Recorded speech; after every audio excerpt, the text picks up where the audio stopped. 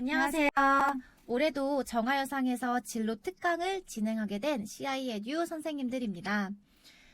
여러분의 예쁜 미소를 보면서 진로 특강을 진행하면 참 좋겠지만 상황이 여의치 않아서 이렇게 온라인 강의로 진행이 되는데요. 비록 온라인 강의로 진행이 되지만 여러분에게 유익한 정보들 많이 주기 위해서 노력 많이 했어요. 끝까지 집중해 주시면 도움이 될 유익한 정보들 많이 얻어 가실 수 있을 거예요. 먼저 1부에서는 이현정 선생님이 정하여상 학생들의 진로 방향에 대한 설명과 특성화고 학생들에게 유리한 대입 전형 방법에 대해 설명해 주실 거고요. 그리고 이어서 2부에서는 조리수 선생님이 입시까지 남은 기간 동안 여러분이 무엇을 준비해야 하는지 자세하게 설명을 해 주실 거예요. 우선 정하여상에 입학한 여러분은 입학을 결정할 때 특성화고만이 누릴 수 있는 큰 장점을 알고 입학을 선택했을 것이라는 생각이 듭니다. 인문계 학생들과는 다르게 특성화고 학생이기에 누릴 수 있는 장점이 있죠. 대학 입학과 취업, 두 가지 진로 중에 본인이 원하는 방향을 선택할 수 있다는 것인데요. 고3 학생들 입장에서 본인이 원하는 진로를 선택할 수 있다는 것은 굉장히 큰 장점입니다.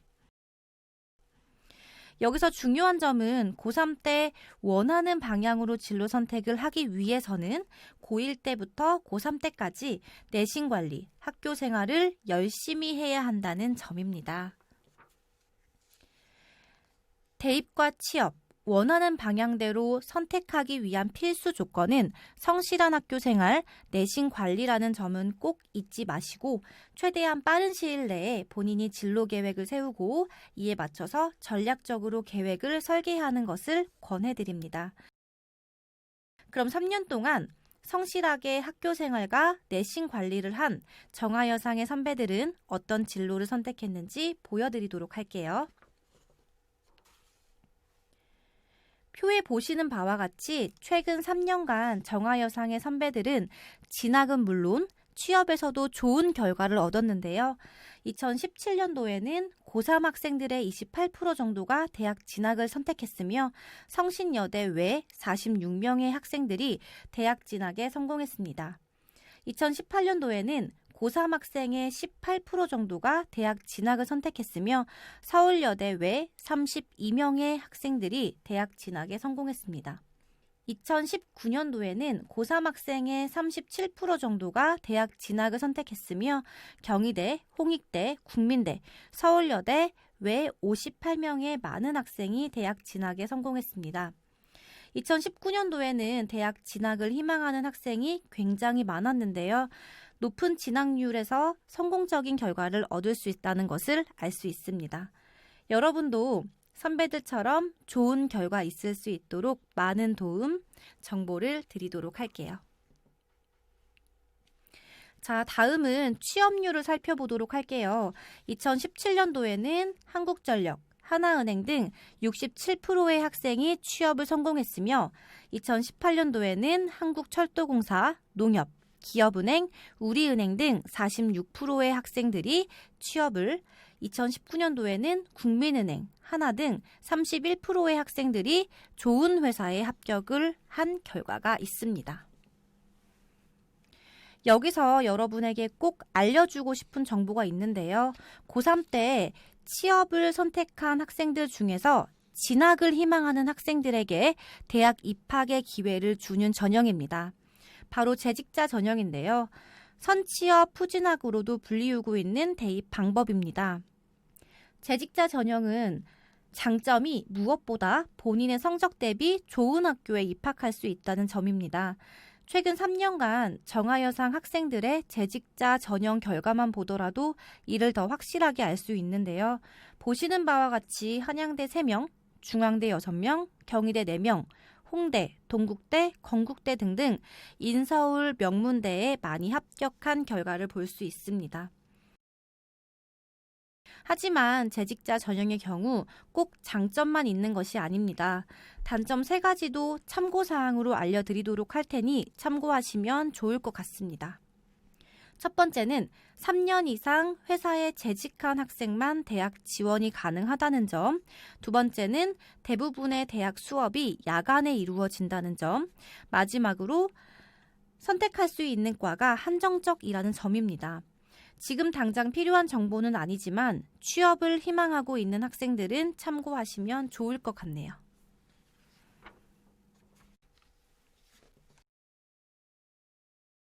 선생님이 3년째 정화여상에서 대입 관련 특강을 진행하며 많은 학생들에게 질문을 받았던 내용인데요. 특성화고 전형으로 지원할 때 병원 사무과 학생이면 병원 쪽 관련 학과만 지원이 가능한가요? 였습니다. 결과적으로 말씀드리자면 병원 사무관리과, 사회복지사무관리과, 비서사무관리과 학생들의 경우 본인의 해당 학과 플러스 상경계열 학과도 동일 계열로 지원이 가능합니다. 즉 병원 사무관리과, 사회복지과, 비서과 학생들도 경영학과, 경제학과, 행정학과 등 상경계열 지원이 가능하다는 점입니다. 특성화고 전형으로 지원한 작년 졸업한 선배들의 대학 결과를 참고로 알려드리자면 병원사무관리과에서 경희대학교 행정학과에 합격했고 비서사무관리과에서 국민대학교 경영학부에 합격한 결과가 있습니다. 추가로 특성화고 전형이 아닌 기타 전형으로 본인 학과와 관련 없는 학과에 합격한 선배들에 대해서도 알려드리자면 사회복지사무관리과에서 대구 가톨릭 법학과에 합격을 했고 비서사무관리과에서 홍익대학교 패션학부에 합격을 했습니다. 이처럼 본인 학과와 관련 있는 학과로만 지원이 가능한 것은 아니므로 과 선택 시에 이 부분 꼭 참고하시면 좋을 것 같아요.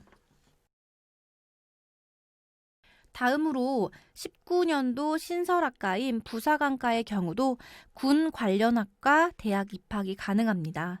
그리고 20년도 신설학과인 뷰티 디자인과의 경우 뷰티 쪽 뷰티 관련 학과 대학 진학이 가능한데요. 뷰티 관련 학과 학생들은 대학 진학 시 가장 선호하고 가고 싶어하는 대학교로 서경대학교, 동덕여자대학교가 손꼽히곤 하죠.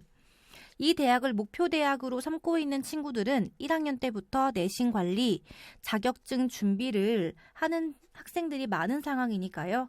정화여상 학생들도 혹시 관심이 있다면 1학년 때부터 미리미리 준비하시는 것을 추천드립니다. 이렇게 정화여상 전체 학과에 대해 훑어보았습니다. 이제부터는 대학 입시에 대하여 자세하게 설명을 해드리도록 할게요. 먼저 대학 입시를 준비하고 있다면 변화된 입시 제도에 대해 아셔야겠죠. 최근 교육 제도가 여러 차례 변하는 바람에 학년별로 많은 차이가 있는데요. 졸업생의 경우 2009 교육과정과 2009 대입 제도가 적용이 되고 현 고3의 경우 새로운 교육과정인 2015 교육과정을 배우지만 대입 제도는 작년과 같은 2009 대입 제도가 적용이 됩니다. 현 고2의 경우 새로운 교육과정 대입 제도가 적용이 되는데 듣기만 해도 엄청 복잡하죠. 하지만 지피지기면 100점 100승이라는 말이 있듯이 변화된 입시 제도를 정확하게 알고 분석해서 지원한다면 충분히 좋은 결과가 있을 거니까요. 걱정하지 않으셔도 돼요. 그럼 해마다 다르게 적용되는 입시 제도 중에서 가장 변화가 큰 생활기록부 기재 방법에 대해서 자세하게 설명해 드리도록 하겠습니다. 먼저 고3 학생들의 경우부터 설명해 드리도록 하겠습니다. 작년이랑 비교해서 변화된 부분을 빨간색 박스로 표시를 했는데요. 현 고3에게 적용되는 대표적인 변동 부분은 학생들을 평가하는 생기부 내용의 축소입니다. 기재 분량이 줄어듦에 따라 축소된 내용 안에서 더 알찬 내용을 기재해야 한다는 부분이 중요한 포인트입니다. 현 고2와 고1의 경우에는 보시는 바와 같이 생기부 기재 변동사항이 많은 것을 볼 수 있는데요. 꼭 체크를 해야 하는 부분은 4번 항목인 수상 경력의 경우 대학 진학 시 기재할 수 있는 수상 경력이 학기당 1개로 제한된다는 점입니다. 그리고 추가로 자격증, 취득 부분 역시 대입 자료로 활용할 수 없게 되었습니다. 다른 변동사항도 많지만 가장 핵심적인 부분만 간략하게 설명을 해드리도록 했으니까요. 추가적인 변동 부분은 일시정지를 누르고 천천히 확인해 보시기 바랍니다. 본론으로 들어가서 특성하고 대학 진학 방법에 대하여 자세하게 설명해 드리도록 할게요. 대학에 입학하는 전형은 크게 두 가지가 있습니다. 생활기록부를 가지고 대학을 가는 수시 전형, 수능 점수로 대학을 가게 되는 정시 전형입니다. 표에서 보이는 것처럼 2021 대입을 치르게 될 고3의 경우는 수시로 전체 인원의 77%를, 정시로 23%의 인원을 선발하며 2022년 대입을 치르게 될 고2의 경우에는 수시로 전체 인원의 70%를, 정시로 30%의 인원을 선발하게 됩니다. 아직까지는 대부분의 입학 인원을 수시로 선발하기 때문에 대학 진학을 희망하는 학생들의 경우에는 수시에 관련된 정보들을 많이 아는 것이 무엇보다 중요합니다. 그럼 다음으로는 전체적인 대입 전형을 시기별로 설명한 후에 수시에 초점을 맞추어 자세하게 설명을 해드리도록 할게요. 수시는 크게 두 가지로 나뉘어져 있습니다. 9월에 지원하는 1차 수시와 11월에 지원하는 2차 수시가 있습니다. 1차 수시와 2차 수시의 큰 차이점은 4년제 지원 유무입니다. 1차 수시의 경우 4년제 대학과 전문대학 둘 다 지원이 가능하며 여기서 주의 깊게 보셔야 할 부분은 4년제 대학의 경우 지원 개수에 제한이 있어서 6개 대학만 지원이 가능하다는 부분입니다. 전문대의 경우에는 무제한으로 지원이 가능합니다. 2차 수시의 경우에는 4년제 대학은 지원이 불가능하며 전문대만 개수 제한 없이 무제한으로 지원이 가능합니다. 그리고 수능을 본 후 수능 점수 바탕으로 대학에 지원하는 정시가 있는데요. 전문대의 경우 수능 점수 없이 수시처럼 대학을 가는 정시 전형도 있으니까 참고하시면 좋을 것 같네요. 앞전 화면처럼 수시 전형으로 학생들을 많이 모집하고 있다고 했죠. 그래서 지금부터는 수시 전형에 초점을 맞추어 설명을 드리도록 할게요. 우선 지원 가능한 수시 전형을 크게 4가지로 분류해 보았는데요. 학생부 교과, 학생부 종합, 특기자 전형, 특성하고 특별 전형입니다. 인문계, 자사고, 특목고 학생들 경우에는 위 3가지 전형이 지원이 가능하고 특성하고 학생의 경우에는 이 4가지 전형 모두 지원이 가능합니다. 이것만 보더라도 대학에서의 성적 평가 방법을 잘 분석해서 지원한다면 특성하고 학생들의 대학 입학의 문이 좁지 않다는 것을 확인하실 수 있겠죠? 그렇다면 특성하고 학생들이 지원 가능한 4가지 전형을 간략하게 설명해 드리도록 할게요. 우선 학생부 교과 전형은 생활기록부의 내신 성적을 기준으로 성적이 우수한 학생을 선발하는 전형이고, 학생부 종합 전형은 생활기록부와 플러스 자소서, 면접, 종합적으로 평가하여 선발하는 전형입니다. 그리고 특기자 전형의 경우에는 앱, 게임, 체육, 미용 등의 특기를 가진 학생들을 평가, 선발하는 전형입니다. 마지막으로 특성하고 특별 전형은 특성하고 학생들 중에서 정량적, 정성적 평가 방법으로 우수한 학생을 선발하는 전형입니다. 아직 전형에 대한 감이 오지 않는 친구들이 많죠? 이해를 높이기 위해서 등급별로 추천해드리는 전형을 정리해 보았습니다. 내신 등급에 따라 어떤 전형을 지원하는 게 좋을지 가이드라인을 잡아주도록 할게요. 내신이 1등급에서 2등급인 학생의 경우에는 특성하고 특별 전형으로 지원하는 것을 추천드리고 있습니다.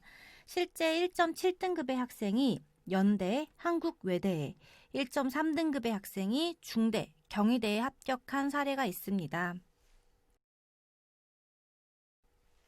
특성화고 특별 전형으로 지원을 할 때에는 동일 계열만 지원이 가능하다는 점도 추가적으로 알고 있으면 좋을 것 같고, 병원 사무관리과, 사회복지과, 비서과 학생들의 경우 기준학과가 경영 정보도 포함되어 있으므로 상경 계열도 동일 계열로 지원이 가능하다는 점을 다시 한번 알려드리겠습니다.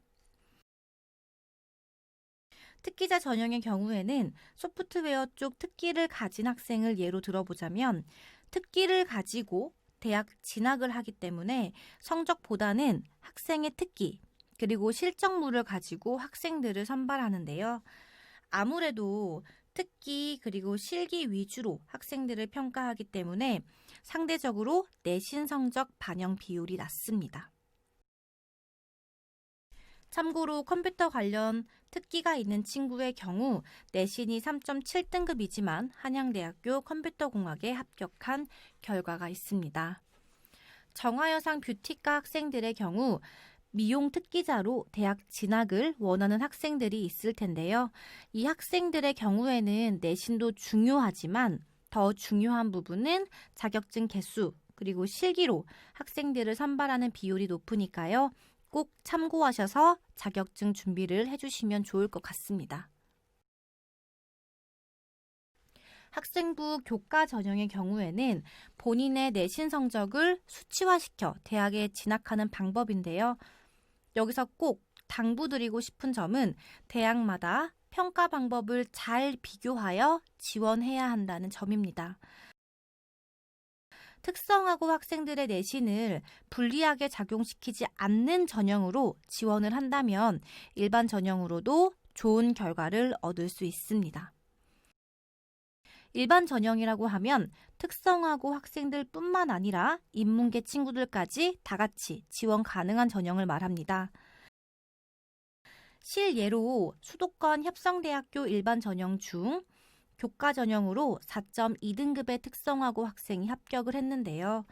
이 학교는 기타 대학들과는 다르게 특성화고에서 배우지 않는 과목들을 9등급 처리하거나 인문계 학생들의 내신을 특성화고 학생들의 내신보다 높게 평가하지 않는 학교입니다. 실제로 4.2등급의 특성화고 학생이 일반 전형으로 합격을 했지만 만약 특성화고 전형으로 지원했으면 불합격했을 건데요. 이유는 협성대학교 특성화고 합격 컷이 2등급대였기 때문입니다. 이렇게 대학별 평가 방법을 잘 알고 전형 선택을 잘 해서 지원한다면 성적 대비 더 우수한 학교에 입학할 수 있다는 점 꼭 잊지 마시기 바랍니다. 학생부 종합 전형의 경우에는 학생을 종합적으로 판단하기 때문에 성적을 보완할 수 있는 자소서와 면접 준비로 결과를 뒤집을 수 있는 전형입니다. 실제로 4.5등급의 학생이 동국대학교에 3.8등급의 학생이 단국대학교에 합격할 수 있었는데요. 이 두 친구가 이렇게 합격할 수 있었던 비결은 본인의 부족한 내신 성적을 자소서 그리고 면접으로 철저히 준비해서 일을 만회했기 때문입니다. 내용이 너무 많았죠. 정리하자면 대학별 성적 평가 방법을 분석해서 본인에게 가장 유리한 전형에 지원하는 것이 무엇보다 중요하다는 점입니다. 다시 한번 전형 선택의 중요성을 보여드리기 위해 안양대학교 2019년도 대입 결과를 준비했는데요. 내신 성적이 다른 특성화고 학생 2명이 같은 학교, 같은 과에 다른 전형으로 합격한 예를 보여드리겠습니다. A라는 학생은 특성화고 전형으로 1.85등급의 학생이 합격을 했고 B라는 학생은 학생부 종합 전형으로 4.89등급 학생이 합격을 했습니다. 어떤 친구가 지원을 잘한 것일까요? 특성화고 학생이라고 해서 특성화고 전형만 고집하여 지원하는 것보다는 본인에게 유리한 전형을 찾아 지원하는 것이 본인의 성적 대비 좋은 학교에 합격할 수 있는 비결입니다. 저희 CI 에듀는 작년 2020학년도의 경우 전국의 다양한 특성화고 70명의 학생들과 함께 입시 컨설팅을 진행했고 화면에 보이는 바와 같이 입시에서 좋은 결과를 얻을 수 있었습니다. 이 표는 저희를 알리기 위해서 보여드리는 게 아니고요. 무엇보다 특성화고 학생들도 본인이 원하는 학교를 선택하고 이에 맞춘 체계적인 준비만 한다면 모두 원하는 학교에 입학할 수 있다는 점을 꼭 알려드리고 싶어서 보여드렸습니다. 지금까지 이현정 원장이었습니다. 잠시 졸업생 영상을 보시고 2부에서는 조리수 선생님이 학종 준비를 위해서 입시까지 남은 기간에는 무엇을 해야 하는가라는 주제로 특강을 이어나가도록 하겠습니다.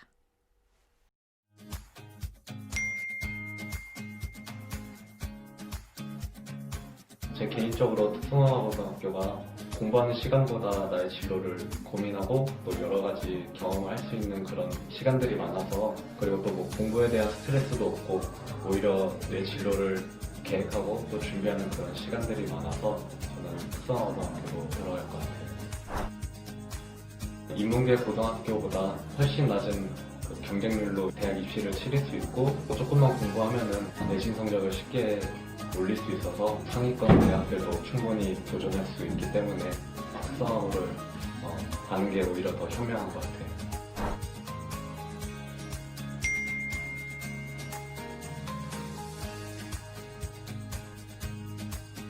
따라간다. 왜냐면 제가 다니는 공과를 예를 들어서 얘기하면은 기본 바탕인 수학이나 물리 같은 거는 인문계 학생들이 훨씬 유리한 건 맞아요. 하지만 어려운 개념을 공부하지 않고 실습에 필요한 기초 개념만 공부하기 때문에 충분히 이해할 수 있는 과목들인 것 같아요. 오히려 실기 과목에서는 특성화고생이 유리하다고 생각해요. 거의 접해왔던 과목이나 사용해왔던 프로그램들을 이용해서 공부하기 때문에 거부감 없이 전공 과목을 공부할 수 있어서 오히려 학년이 올라가면은 전공 과목이 훨씬 많아지기 때문에 특성화고생이었던 것이 더욱 도움이 되었던 것 같아요. 필요하다고 생각해요. 생기부에 있는 출결, 공사 이런 거는 교수님들뿐만 아니라 사회에서도 성실함을 파악할 수 있는 가장 주된 증거이기 때문에 꼭 관리를 해야 된다고 생각해요.